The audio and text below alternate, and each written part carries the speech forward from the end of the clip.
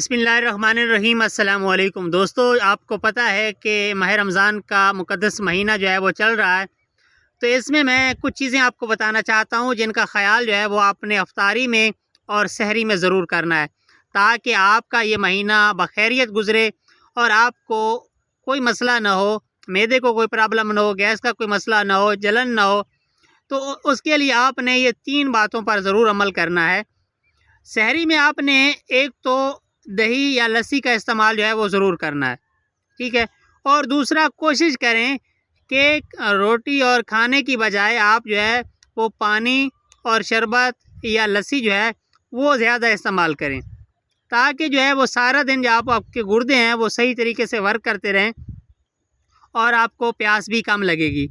और इफ्तारी के वक्त आपने ये ख्याल करना है कि इफ्तारी में आपने, चूँकि सारा दिन का जो मैदा होता है वो खाली होता है, तो इसलिए आप क्या करते हैं कि उसमें पकोड़े, समोसे और तला हुआ जो गोश्त होता है या तली हुई जो चीज़ें होती हैं वो शामिल कर देते हैं और वो कसरत से खाते हैं। तो उससे क्या होता है, मैदे में जलन जो होता है वो शुरू हो जाती है या तेज़ाबियत जो होती है वो शुरू हो जाती है।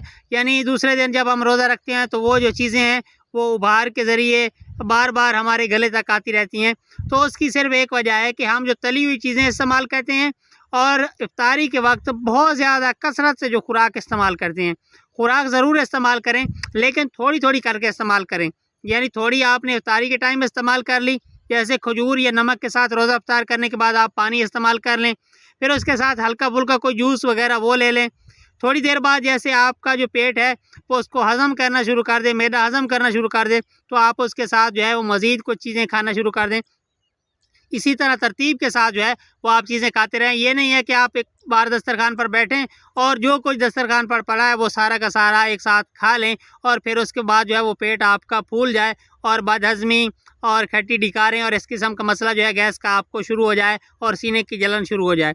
और एक और बात कि इफ्तारी में आपने शरबत अनार या शरबत बजूरी या कोई भी ऐसा शरबत जो है वो आप ज़रूर इस्तेमाल करें, ताकि आपके जिगर को तस्कीन मिले, गुर्दों को और मैदे को तक़वियत मिले। और अगर हो सके तो आप अनारदाने की जो चटनी है वो ज़रूर इफ्तार में इस्तेमाल करें, उससे हाज़मा जो होता है वो इंसान का ठीक रहता है। तो इंशाअल्लाह मिलते हैं अगली वीडियो में, तब तक के लिए अल्लाह हाफ़िज़।